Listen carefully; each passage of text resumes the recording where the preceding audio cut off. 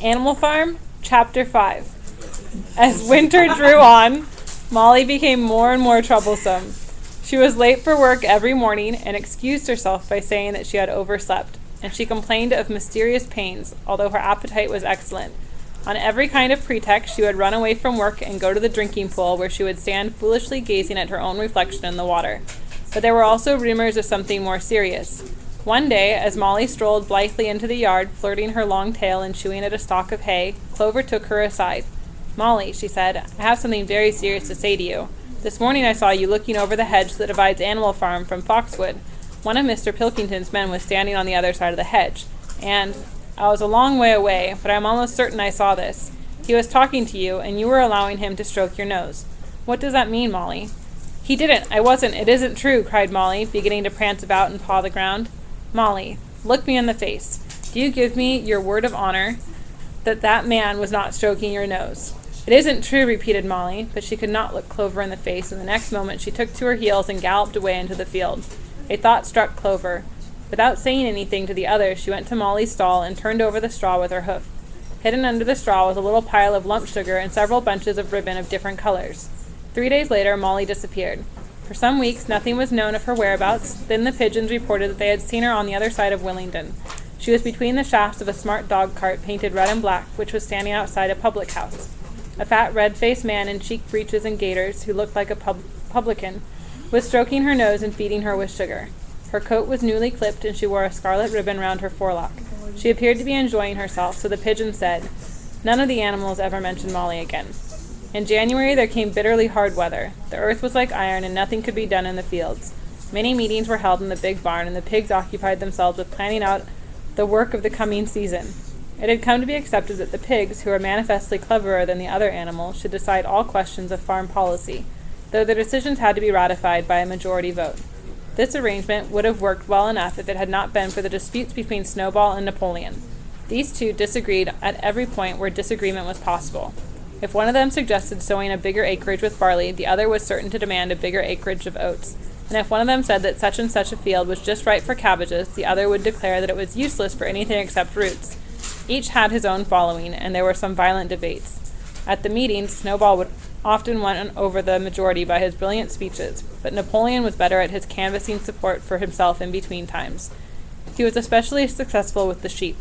Of late the sheep had taken to bleating, 4 legs good, 2 legs bad, both in and out of season, and they often interrupted the meeting with this. It was noticed that they were especially liable to break into 4 legs good, 2 legs bad at crucial moments in Snowball's speeches. Snowball had made a close study of some back numbers of the Farmer and Stock Breeder, which he had found in the farmhouse, and was full of plans for innovations and improvements. He talked learnedly about field drains, stillage, and basic slag, and had worked out a complicated scheme for all the animals to drop their dung directly in the fields, at a different spot each day, to save the labor of cartage. Napoleon produced no schemes of his own, but said quietly that Snowball's would come to nothing, and seemed to be biding his time. But of all their controversies, none was so bitter as the one that took place over the windmill. In the long pasture, not far from the farm buildings, there was a small knoll which was the highest point on the farm. After surveying the ground, Snowball declared that this was just the place for a windmill, which would be made to operate a dynamo and supply the farm with electrical power. This would light the stalls and warm them in winter, and would also run a circular saw, a chaff cutter, and a mangle slicer, and an electric milking machine. The animals had never heard of anything of this kind before, for the farm was an old-fashioned one and had only the most primitive machinery, and they listened in astonishment while Snowball conjured up pictures of fantastic machines which would do their work for them while they grazed at their ease in the fields or improved their minds with reading and conversation. Within a few weeks, Snowball's plans for the windmill were fully worked out. The mechanical details came mostly from 3 books which had belonged to Mr. Jones. 1,000 useful things to do about the house, every man his own bricklayer, and electricity for beginners.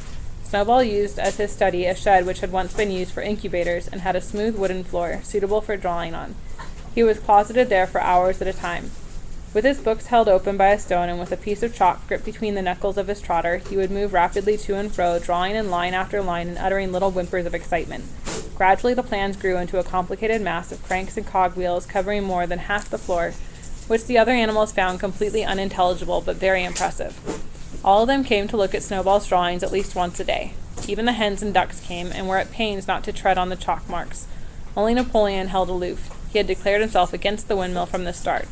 One day, however, he arrived unexpectedly to examine the plans. He walked heavily round the shed, looked closely at every detail of the plans, and snuffed at them once or twice, then stood for a little while contemplating them out of the corner of his eye. Then suddenly he lifted his leg, urinated over the plans, and walked out without uttering a word. The whole farm was deeply divided on the subject of the windmill. Snowball did not deny that to build it would be a difficult business. Stone would have to be quarried and built up into the walls. Then the sails would have to be made, and after that there would be need for dynamos and cables. How these were to be procured, Snowball did not say, but he maintained that it could all be done in a year, and thereafter, he declared, so much labor would be saved that the animals would only need to work 3 days a week.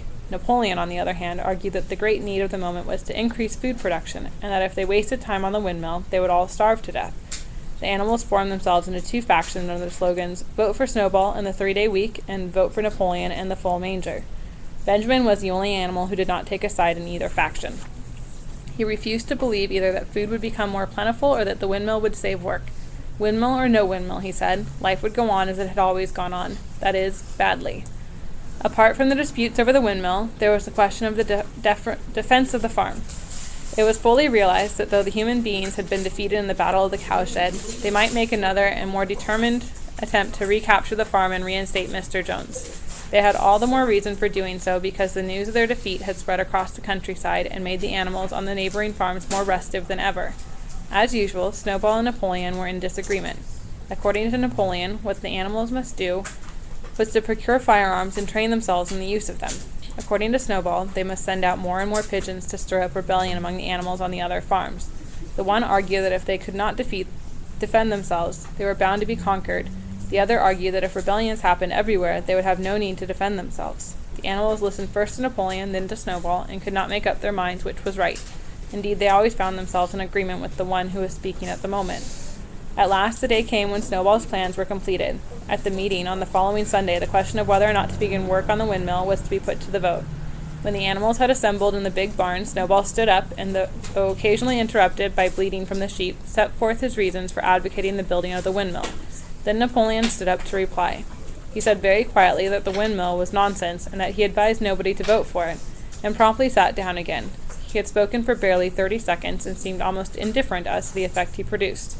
At this, Snowball sprang to his feet and, shouting down the sheep, who had begun bleating again, broke into a passionate appeal in favor of the windmill. Until now, the animals had been about equally divided in their sympathies, but in a moment Snowball's eloquence had carried them away. In glowing sentences he painted a picture of Animal Farm as it might be when sordid labor was lifted from the animals' backs. His imagination had now run far beyond chaff cutters and turnip slicers. Electricity, he said, could operate threshing machines, plows, harrows, rollers, and reapers and binders, besides supplying every stall with its own electric light, hot and cold water, and an electric heater. By the time he had finished speaking, there was no doubt as to which way the vote would go. But just at this moment, Napoleon stood up, and casting a peculiar sidelong look at Snowball, uttered a high-pitched whimper of a kind no one had ever heard him utter before. At this, there was a terrible baying sound outside, and 9 enormous dogs wearing brass-studded collars came bounding into the barn. They dashed straight for Snowball, who only sprang from his place, just in time to escape their snapping jaws. In a moment, he was out of the door, and they were after him. Too amazed and frightened to speak, all the animals crowded through the door to watch the chase. Snowball was racing across the long pasture that led to the road. He was running as only a pig can run, but the dogs were close on his heels. Suddenly he slipped, and it seemed certain that they had him. Then he was up again, running faster than ever. Then the dogs were gaining on him again. One of them all but closed his jaws on Snowball's tail, but Snowball whisked it free just in time. Then he put an extra spurt, and with a few inches to spare, slipped through a hole in the hedge and was seen no more. Silent and terrified, the animals crept back into the barn. In a moment the dogs came bounding back. At first no one had been able to imagine where these creatures came from, but the problem was soon solved. They were the puppies whom Napoleon had taken away from their mothers and reared privately. Though not yet fully grown, they were huge dogs and as fierce-looking as wolves. They kept close to Napoleon. It was noticed that they wagged their tails to him in the same way as the other dogs had been used to do to Mr. Jones. Napoleon, with the dogs following him, now mounted on to the raised portion of the floor where Major had previously stood to deliver his speech. He announced that from now on the Sunday morning meetings would come to an end. They were unnecessary, he said, and wasted time. In future, all questions relating to the working of the farm would be settled by a special committee of pigs presided over by himself. These would meet in private and afterwards communicate their decisions to the others. The animals would still assemble on Sunday morning to salute the flag, sing Beasts of England, and receive their orders for the week, but there would be no more debates. In spite of the shock that Snowball's expulsion had given them, the animals were dismayed by this announcement. Several of them would have protested if they could have found the right arguments. Even Boxer was vaguely troubled. He set his ears back, shook his forelock several times, and tried hard to marshal his thoughts, but in the end he could not think of anything to say. Some of the pigs themselves, however, were more articulate. 4 young porkers in the front row uttered shrill squeals of disapproval, and all 4 of them sprang to their feet and began speaking at once. But suddenly the dogs sitting round Napoleon let out deep, menacing growls, and the pigs fell silent and sat down again. Then the sheep broke out into a tremendous bleating of 4 legs good, 2 legs bad, which went on for nearly a quarter of an hour and put an end to any chance of discussion. Afterwards, Squealer was sent round the farm to explain the new arrangement to the others. "Comrades," he said, "I trust that every animal here appreciates the sacrifice that Comrade Napoleon has made in taking this extra labor upon himself. Do not imagine, comrades, that leadership is a pleasure. On the contrary, it is deep and heavy responsibility. No one believes more firmly than Comrade Napoleon that all animals are equal. He would be only too happy to let you make your decisions for yourself. But sometimes you might make the wrong decisions, comrades, and then where should we be? Suppose you had decided to follow Snowball with his moonshine of windmills. Snowball, who, as we all know, was no better than a criminal. He fought bravely at the Battle of the Cowshed, said somebody. Bravery is not enough, said Squealer. Loyalty and obedience are more important, and as to the Battle of the Cowshed, I believe the time will come when we shall find that Snowball's part in it was much exaggerated.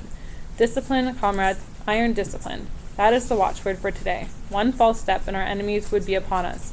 Surely, comrades, you do not want Jones back." Once again, this argument was unanswerable. Certainly the animals did not want Jones back. If the holding of debates on Sunday mornings was liable to bring him back, then the debates must stop. Boxer, who had now had time to think things over, voiced the general feeling by saying, "If Comrade Napoleon says it, it must be right." And from then on he adopted the maxim, "Napoleon is always right," in addition to his private motto of, "I will work harder." By this time the weather had broken and the spring plowing had begun. The shed where Snowball had drawn his plans of the windmill had been shut up, and it was assumed that the plans had been rubbed off the floor. Every Sunday morning at 10 o'clock the animals assembled in the big barn to receive their orders for the week. The skull of old Major, now clean of flesh, had been disinterred from the orchard and set up on a stump at the foot of the flagstaff beside the gun. After the hoisting of the flag, the animals were required to file past the skull in a reverent manner before entering the barn. Nowadays they did not sit all together as they had done in the past. Napoleon, with Squealer and another pig named Minimus, who had a remarkable gift for composing songs and poems, sat on the front of the raised platform with the 9 young dogs forming a semicircle round them, and the other pigs sitting behind. The rest of the animals sat facing them in the main body of the barn. Napoleon read out the orders for the week in a gruff, soldierly style, and after a single singing of Beasts of England, all the animals dispersed. On the 3rd Sunday after Snowball's expulsion, the animals were somewhat surprised to hear Napoleon announce that the windmill was to be built after all. He did not give any reason for having changed his mind, but merely warned the animals that this extra task would mean very hard work. It might even be necessary to reduce their rations. The plans, however, had all been prepared, down to the last detail. A special committee of pigs had been at work upon them for the past 3 weeks. The building of the windmill, with various other improvements, was expected to take 2 years. That evening, Squealer explained privately to the other animals that Napoleon had never in reality been opposed to the windmill. On the contrary, it was he who had advocated it in the beginning, and the plan which Snowball had drawn on the floor of the incubator shed had actually been stolen from among Napoleon's papers. The windmill was, in fact, Napoleon's own creation. Why, then, asked somebody, had he spoken so strongly against it? Here Squealer looked very sly. That, he said, was Comrade Napoleon's cunning. He had seemed to oppose the windmill simply as a maneuver to get rid of Snowball, who was a dangerous character and a bad influence. Now that Snowball was out of the way, the plan could go forward without his interference. This, said Squealer, was something called tactics. He repeated a number of times. "Tactics, comrade, tactics," skipping round and whisking his tail with a merry laugh. The animals were not certain what the word meant, but Squealer spoke so persuasively, and the 3 dogs who happened to be with him growled so threateningly, that they accepted his explanation without further questions.